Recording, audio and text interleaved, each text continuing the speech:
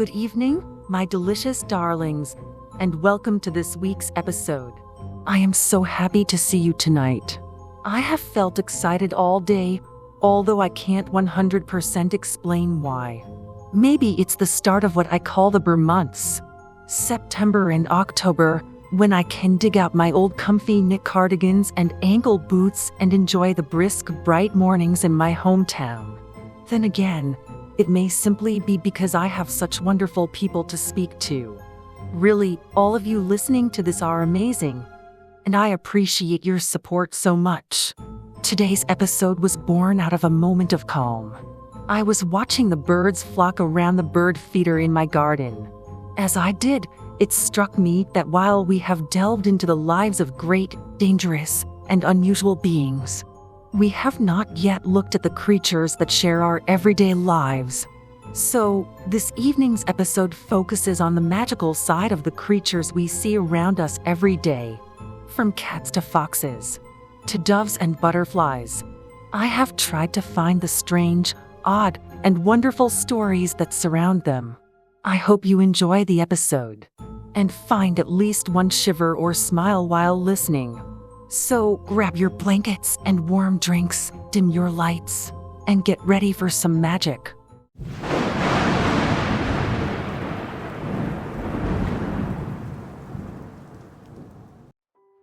The eagle. The eagle, rising high on mountain thermals, the bright sun gilding the tips of his wings, has shared the sky with airplanes and angels. His visage has graced the bright shields of kings and emperors. Graven forms concern him not. He is the symbol of all victory, a brother to red, white, and blue in small stars. He represents a realm many call free. The eagle is a swift and agile hunter, a circling menace to his fearful prey. Yet he yearns most for his mate and for his nest, and chicks who seek him at the close of day.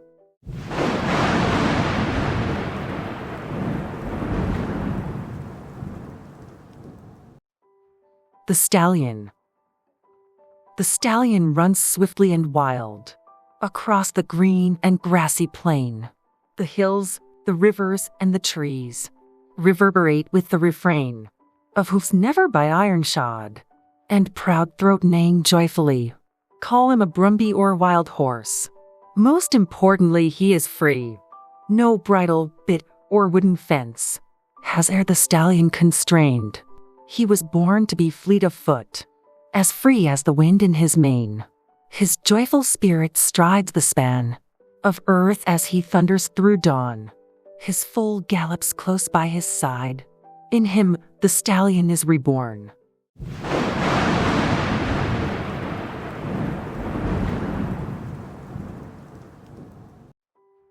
The cat.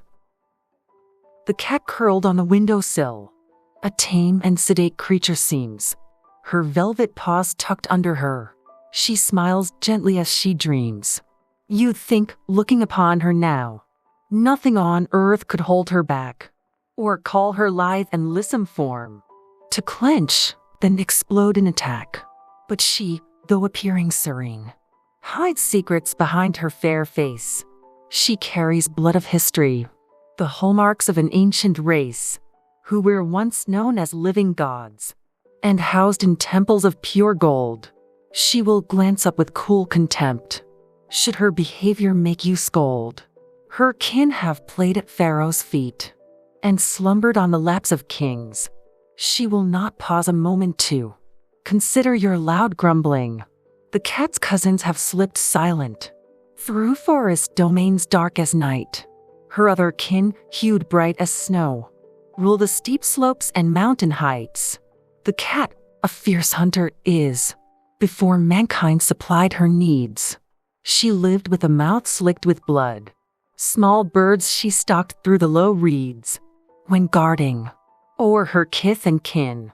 A fearless creature the cat is. She'll battle those larger than she, running them off with growls and hiss. Yet all of this she does because her warm heart with loyalty glows.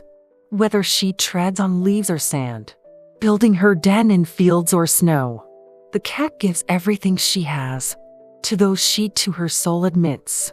So never underestimate the one that on your window sits.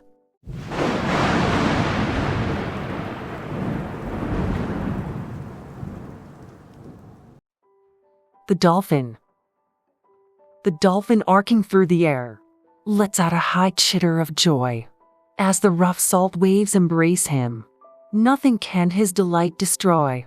He is the prince of two vast worlds, one sparkling in sun, one cool blue. The tides whisper to the high sky that strokes him as he circles through, and into the echoing deep. He takes a long breath from the air, then pulls water around himself, and meets his dear beloved there. She, queenly in her form and face, greets her love with a gentle kiss. He nudges her, and the two dance, whirling and twirling in their bliss.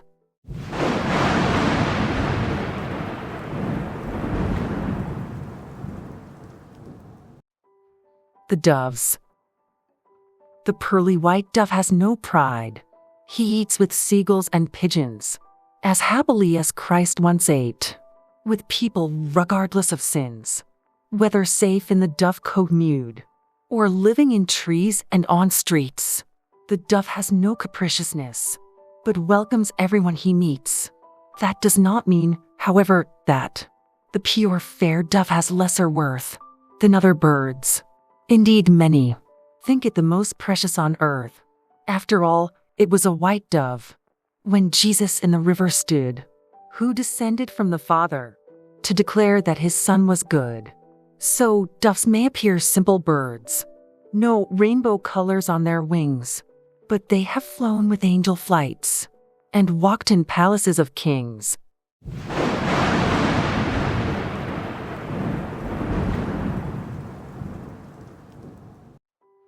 The panther. The panther treads the halls of the rainforest. A black wisp to the shadows, he is kin. His fur is sleek and shimmers with reflections, as massive muscles bunch beneath his skin. He prowls without a single sound, a spirit, as much as flesh, the essence of the wild. His claws mean destruction to an enemy. Yet, velveted, they can support a child. In complete safety, his wrath can shake the woods. Yet, to his mate, he shows all tenderness. Not one of his cubs needs to fear his anger. They know only his rough tongue's soft caress. Yet do not think him weak. Cruel intruders have perished for flouting him and his domain. Strangely, good-hearted men have been escorted through sun-striped woods and back to home again. Most of all, the panther means duality. Yes, he may seem a servant of the night, but he is honorable, brave, and caring, devoted to his family and right.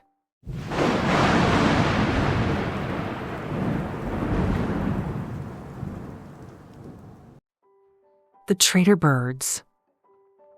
The birds were singing in the manor garden, as exultant as angels caught in prayer.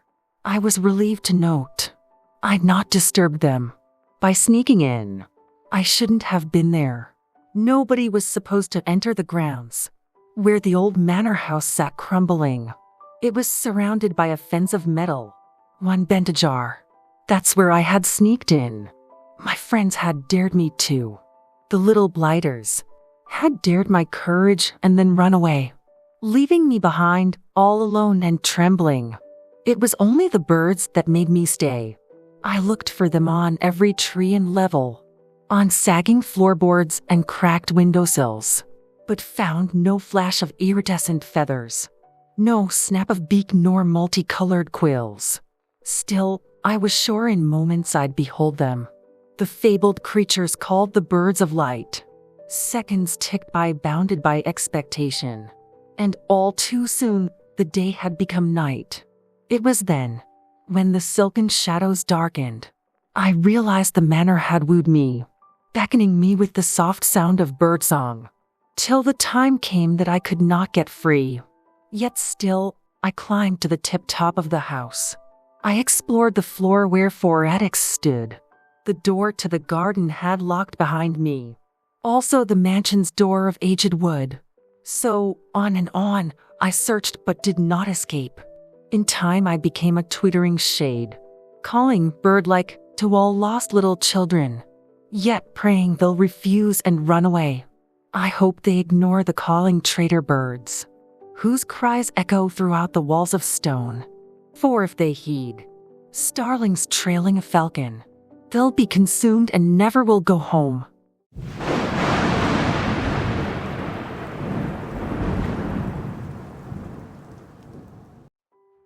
The butterfly. The butterfly is famed for gentle beauty. Her gossamer wings stroke the upper air as she climbs up and off into the blue sky. She seems to be a creature without care. In truth, though, the butterfly has known hardship. To gain her wings, she altered all she knew, moving from death and into resurrection. No more the caterpillar green and blue that hunched her way along the wide lettuce leaf. Her flight is proof of what she can endure. Perhaps that's why mankind picked out her image. To embody a feeling true and pure. To be a sigil of hope against despair. To lift the hearts of those weary and sad. To promise progression from fear to wonder. And show the uncertain what faith has had. So, if you see a butterfly's wings beating against the red and orange upper sky, let your heart lift with it towards the heavens.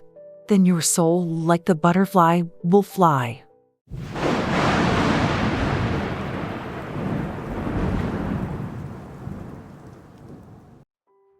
The fox.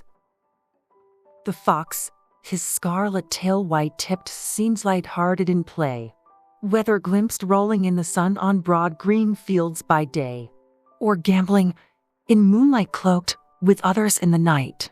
It's hard to find anything but joy in a soul so bright, so clever and so amusing. We smile when fox babies appear from a golden leaf fall or through a stand of trees. For the most part, the clever fox has proved the mortal's friend, leading him through the forest or through worlds to unsought end, restful and needed. But beware, in far Japan, they say that fox spirits walk the wild lands in darkness and by day. They can be gentle, even good, but some are quick and sly. Some even seek the deaths of those who follow them close by. In Wales and England in the old days, fox, a trickster was, but also a guardian of the places of the gods. A fox might be found deep asleep, curled in a fairy's arms. His cheerful spirit pleases her. He's immune from her charms. If you are lost, however, see the fox is good that leads you homeward.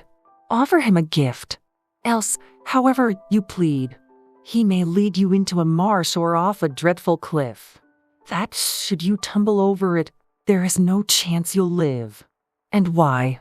Do you need to ask me? How many times have we heard of an innocent fox set before a cavalry and chased by cavalcades of hounds with steaming, hungry breath? Why should the poor fox trust mortals when we have dealt them death? Some do forgive, and they gambol happily in the evening air. But others still nurture a hate for all the kin they have lost there, upon the green and wooded hills. So do not the fox despise, but be careful. If you trust wrong, then you may be the one who dies. Subscribe to become a delicious darling. Well, dear ones, how did you like tonight's episode? I don't know about you, but I was pleasantly surprised by how many normal animals had legends about them. In fact, I think I will have to do more research into the myths and legends of the real world. For now, however, I would like to extend a big, warm thank you to those who have made it all the way to the end of the video. If you managed it, please type the word fox in the comments. To all of you enjoying our Myths and Legends episodes, please click like, subscribe, and/or follow. That way, you will become an official delicious darling and not miss out on future episodes. In addition, subscribers will be notified of special episodes and competitions. I am now off to my local library to search for lesser-known stories about autumn and the turning of the year. Until I see you again, may you be healthy and happy. Sleep tight, my delicious darlings.